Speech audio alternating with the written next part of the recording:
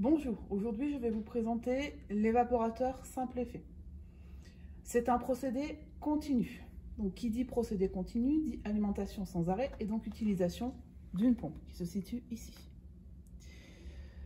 La pompe alimente la canne d'évaporation qui est ici par le bas. Comme c'est un procédé continu, il va falloir aussi soutirer en continu. Donc le soutirage en continu se fait par un phénomène de siphon grâce à cet élément-là. Le niveau dans la canne est régulé par le niveau de liquide dans cet élément-là. À froid, les niveaux seront quasiment les mêmes. À chaud, le niveau sera plus bas dans la canne qu'ici, puisque les pressions ne sont pas les mêmes. Lors de l'évaporation, on va avoir dans la canne un liquide qui va être chauffé grâce à de la vapeur qui circule dans la bougie en inox à l'intérieur de l'évaporateur simple effet. Le liquide, lui, se situe dans la partie en verre qui s'appelle la calandre. Lorsqu'on chauffe, il va y avoir vaporisation. Cette vaporisation va entraîner une partie du liquide.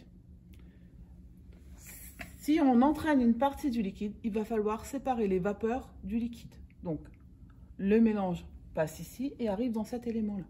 Dans cet élément-là, le liquide tombe, les vapeurs montent. Cet élément-là s'appelle un cyclone. Parlons des vapeurs.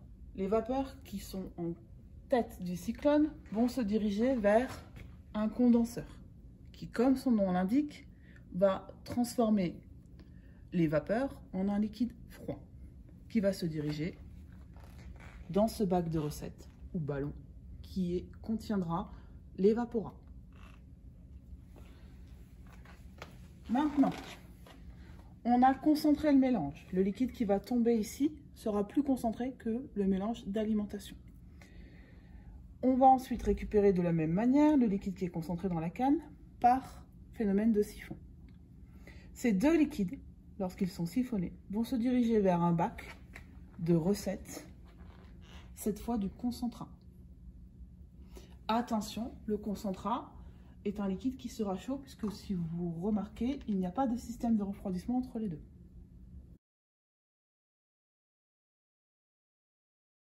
Nous allons maintenant procéder à la mise en route de cet évaporateur. Pour cela, on commence comme toujours, pour mettre en sécurité le pilote et les personnes, par allumer l'eau de refroidissement. Lorsque l'eau de refroidissement est allumée, on règle le débit d'eau de refroidissement sur ce débitmètre à 200 litres par heure.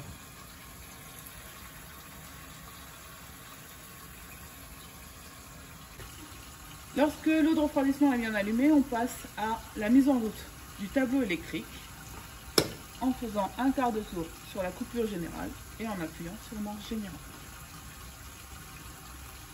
Le synoptique va s'afficher et nous allons pouvoir contrôler que chacun des capteurs fonctionne.